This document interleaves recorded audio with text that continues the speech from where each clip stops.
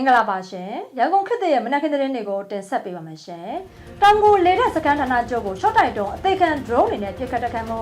စစ်တပ်ဘက်ကဗိုလ်မှူးကြီးတူပါဝင်စစ်သား၈ဦးဟာတေသွားပြီး22ဦးဟာဒဏ်ရာရပါတယ်တပည့်ကြီးမြို့နယ်ကဗိုလ်မှူးချုပ်စိုးကျော်ထိုင်ဦးစီးတဲ့ကွင်း900တပ်စခန်းကိုသိမ်းပိုက်ရရှိမှုလက်လက်ခရက်နဲ့စစ်တုံးပန်းတွေပါဖမ်းဆီးရရှိတဲ့သတင်းပါဝင်နောက်ဆုံးရသတင်းတွေကိုတင်ဆက်ပေးပါမယ်ရှင်အခုပထမဆုံးတင်ဆက်ပေးခြင်းတဲ့သတင်းတစ်ပုဒ်ကတော့ပဲခူးတိုင်းတောင်ငူလေးတဲ့စကန်ဌာနချုပ်ကိုရှော့တိုက်တုံးအသေးခံ drone တွေနဲ့ပြစ်ခတ်တက်ခတ်ခဲ့ရမှာစစ်တပ်ဘက်ကဗိုလ်မှူးကြီးတူပါဝင်စစ်သား၈ဦးဟာတေဆုံးခဲ့လို့တောင်ပိုင်းတိုင်းစစ်ဒေသအမှတ်နှစ်စစ်ဒေသကွယ်ကုတ်ကဲကရဲဘော်တင်ဦးကရန်ကုန်ခေတ်သစ်သတင်းနာကိုပြပြပါတယ်မနေ့ကညနေ3:30မှာတောင်ပိုင်းစစ်ဒေသ GOC ရဲ့ညွှန်ကြားမှုအမှတ်နှစ်စစ်ဒေသကွယ်ကုတ်ကဲမှုနဲ့အကြမ်းဖက်စစ်ကောင်စီရဲ့တောင်ကိုလေးတဲ့စကန်ဌာနချုပ်ကို Rain of Fire စစ်စရင်နဲ့တိုက်ခိုက်ခဲ့တာလည်းဖြစ်ပါတယ်114မမ short type drone တွေအသေးခံ drone တွေနဲ့ပစ်ခတ်တိုက်ခိုက်ခဲ့တာကြောင့်အကြမ်းဖက်စစ်ကောင်စီရဲ့လေးတဲ့စကန်ဌာနချုပ်တွင်ထိခိုက်သေဆုံးပျက်စီးမှုတွေရှိခဲ့လို့လည်းသိရှိရပါတယ်ပြစ်ခတ်တိုက်ခိုက်မှုကြောင့်အကြမ်းဖက်စစ်ကောင်စီတပ်ဖွဲ့ဝင်၈ဦးထက်မနည်းဟာတည်သွားပြီးထိခိုက်ဒဏ်ရာရရှိသူတွေလည်းရှိကပျက်စီးမှုတွေကိုလည်းအတည်ပြုဆဲဖြစ်တယ်လို့သိရှိရပါတယ်။ Rain of Fire စစ်စရေးကိုစစ်ဒေသကွယ်လက်နက်ကြီးတပ်ဖွဲ့ရှာထူဘောနိပညာအဖွဲ့ Cloud Drone Team တပ်မဟာနဲ့ KNL တရင်ငါတပ်မဟာနဲ့အထူးတရင်ပြည်သူ့ကာကွယ်တပ်မတော်တောင်ကိုခရိုင်အမှတ်2တရင်3539နဲ့လေပိုင်းတိုင်းစစ်တနာကျော်နေပြည်တော်စစ်တိုင်းဌာနတို့ပူးပေါင်းဆောင်ရွက်ခဲ့လို့လည်းသိရှိရပါတယ်။ဩဂတ်စ်20ရက်နေ့ည7:56မိနစ်ကလည်းတောင်ကူမြို့အကြမ်းဖက်စစ်ကောင်စီရဲ့တောင်ကူလေတပ်စခန်းတွင်တရားခုမမရှော့တိုက်တော်9လုံးကိုပစ်ခတ်တိုက်ခိုက်ခဲ့ရမှာ4လုံးဟာအောင်မြင်စွာပစ်ခတ်နိုင်ခဲ့တယ်လို့သိရပါတယ်။ရှော့တိုက်တော်နဲ့ပစ်ခတ်မှုကြောင့်လေတပ်ကစစ်ရာရှင်တို့ဟာတေသွားပြီးအခြားစဉ်6ဦးဟာပြင်းထန်ဒဏ်ရာရရှိခဲ့လို့လည်းသိရပါတယ်ရှင်။မန္တလေးရဲ့သတင်းတစ်ပုဒ်ကိုတင်ဆက်ပေးကြပါမယ်။မန္တလေးတိုင်းတပိတ်ချင်းမြို့နယ်မှာဗိုလ်မှူးချုပ်စိုးကျော်ထိုင်ဦးစီးတဲ့အင်အား400ခန့်ရှိတဲ့စစ်တပ်ရဲ့ကွင်း900တပ်စခန်းကိုတိုက်ခိုက်သိမ်းပိုက်ခဲ့ရမှာလက်လက်ခရမ်းနဲ့စစ်တုံးပန်းတွေပါဖမ်းဆီးရရှိခဲ့တယ်လို့ပြည်သူ့ကာကွယ်ရေးတပ်မတော်မန္တလေးကတရားဝင်သတင်းထုတ်ပြန်ထားပါတယ်။တပိတ်ချင်းမြို့နယ်ကွင်း900မှာအခြေပြုလှုပ်ရှားနေတဲ့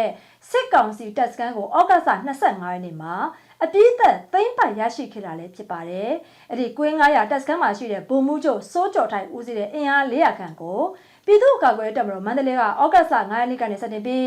းထိုးစစ်ဆင်တိုက်ခိုက်ခဲ့တာဖြစ်ပြီးရက်ပေါင်း20ခန့်ကြာတိုက်ပွဲပြင်းထန်ခဲ့လို့ပြည်သူ့ကာကွယ်ရေးတပ်မတော်မန္တလေးကသတင်းထုတ်ပြန်ထားပါတယ်။အဲ့ဒီသိမ်းပိုက်ရရှိခဲ့တဲ့ကွင်း900တပ်စခန်းကနေစစ်တပ်ရဲ့လက်လက်ခရမ်းအများပြားကိုသိမ်းဆည်းရရှိခဲ့ပြီးစစ်တုံးပန်းအချို့ကိုလည်းဖမ်းဆီးရရှိခဲ့လို့သိရှိရပါတယ်။အဲဒီစခန်းကိုသိမ်းပိုက်ရရှိလိုက်တာကြောင့်မိုးကုတ်နဲ့စင်ကူလမ်းပန်းကြားစစ်ကောင်စီရဲ့ဗျူဟာမြောက်စခန်းတွေပါဝင်စခန်းငယ်အလုံးဟာကင်းစင်သွားပြီဖြစ်တယ်လို့လည်းပြည်သူ့ကာကွယ်ရေးတပ်မတော်မန္တလေးကသတင်းထုတ်ပြန်ထားပါတယ်။ကွင်း900စခန်းတိုက်ပွဲတွင်ပြည်သူ့ကာကွယ်ရေးတပ်မတော်မန္တလေးနဲ့ပူးပေါင်းတပ်ဖွဲ့ဝင်တွေဘက်ကလည်းရဲဘော်တွေကြာဆုံးမှုရှိခဲ့လို့ပြည်သူ့ကာကွယ်ရေးတပ်မတော်မန္တလေးကသတင်းထုတ်ပြန်ထားပါတယ်ရှင်။ကချင်ပြည်နယ်တဲ့တစ်ပုဒ်ကိုကြည့်အောင်ပ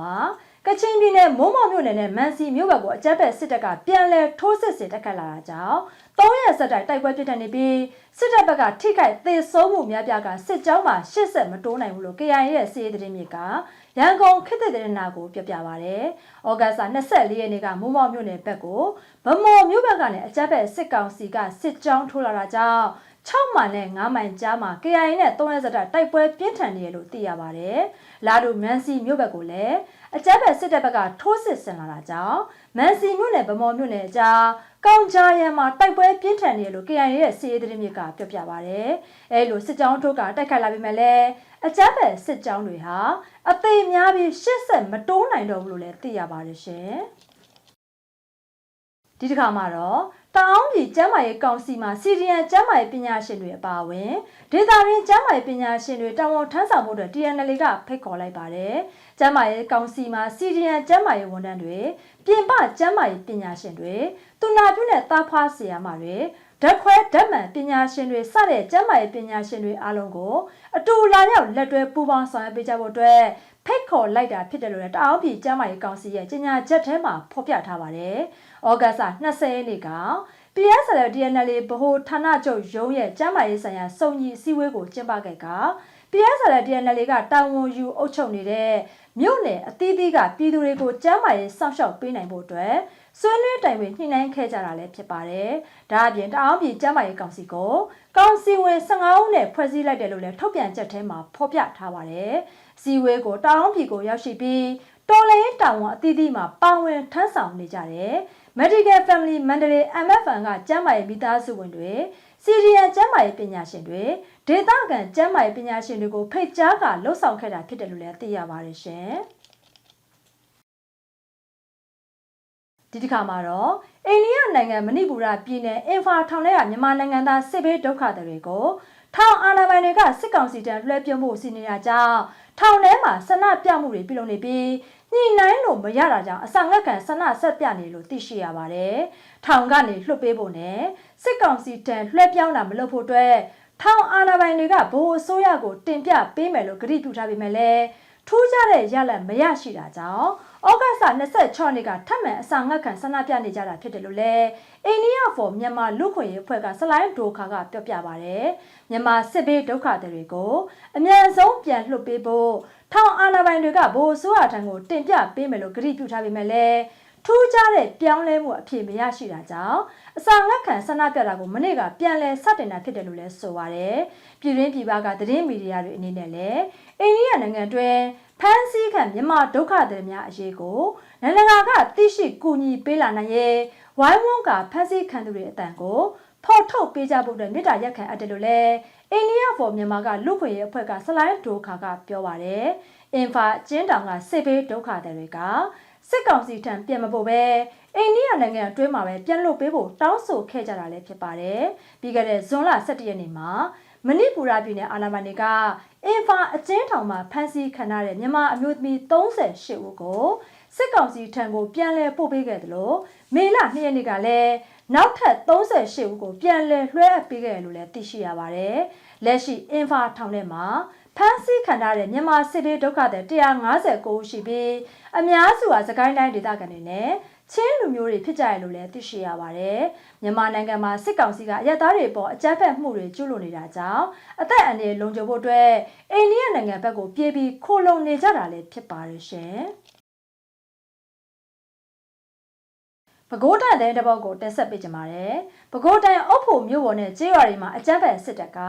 ကျန်းဖို့ပါတီဝင်တွေပါမကြံစစ်မှုထမ်းဆောင်ဖို့လိုက်လံဖမ်းဆီးနေတာကြောင့်ပြည်သူတွေဟာရရလက်နက်တွေနဲ့ခုခံထွက်ပြေးနေကြတာပြီးပြည်သူ20ဦးတည်းမနေ့ဟာဖမ်းဆီးခံထားရတယ်လို့တာရီကန်တရင်383နဲ့သတင်းတွေပြန်ကြားတဲ့တာဝန်ခံရဲဘော်တူရကရန်ကုန်ခေတ်သစ်ကိုပြောပါတယ်။ဩဂတ်စ်22ရက်နေ့ကနေစတင်က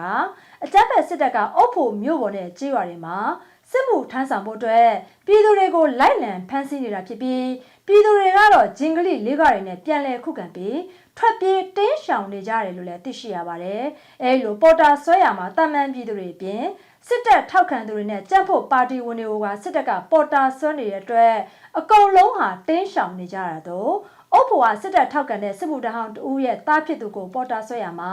တားဖြစ်သူကိုပြန်လည်လွှတ်ပေးစေချင်ရင်ထွေအုပ်မှာကင်းဆောင်ရမှာလို့ပြောတဲ့အတွက်ကင်းသွားဆောင်ပေးခဲ့ပေမဲ့လည်းတားဖြစ်သူကိုပြန်လည်မလွတ်ပေးခဲ့ဘူးလို့ရဲဘော်ဒူရကပြန်လည်ပြောပြပါတယ်။အဲဒီလိုပေါ်တာဆွဲသားရင်လည်းလူငယ်တွေကိုပြန်ထုတ်ပေးလို့မရသလိုအသက်ကြီးတဲ့သူတွေဆိုရင်တော့ငွေပေးရင်ပြန်ထုတ်လို့ရတယ်လို့လည်းသိရှိရပါတယ်။အုပ်ဖို့မြို့နယ်ဘက်မှာအကြမ်းဖက်စစ်ကောင်စီကအတင်းအဓမ္မလူဖမ်းပွဲတွေပြုလုပ်နေတာကြောင့်မြို့ပြက်လိုဖြစ်နေပြီးအပြင်ထွက်အလုပ်လုပ်လို့လည်းမရပဲပြည်သူတွေမှာအယမ်းဒုက္ခရောက်နေကြပြီးကြာလာရင်လူတွေမှာငတ်တည်တော့မယ်အခြေအနေရောက်လာတော့မလို့ဒေသနေပြည်သူတွေကပြပြပါတယ်။အဲလိုအခြေအနေတွေကြောင့်တနေ့လုံးမှာတနေ့စားကြရတဲ့သူတွေမှာအခက်အခဲတွေနဲ့ဖြစ်ပေါ်နေပြီးရွာတွေဘက်မှာတော့လူငယ်တွေဟာလေးခွဂျင်ကလေးတွေနဲ့လာဖမ်းတဲ့စစ်ခွေးတွေကိုပြန်လဲခုခံနေပြီးထွက်ပြေးနေကြတယ်လို့လည်းတာရီခန်တက်ရင်383နဲ့သတင်းနဲ့ပြန်ကြားတောင်းကန်ရဲဘော်ဒူရကပြောပြပါရရှင်။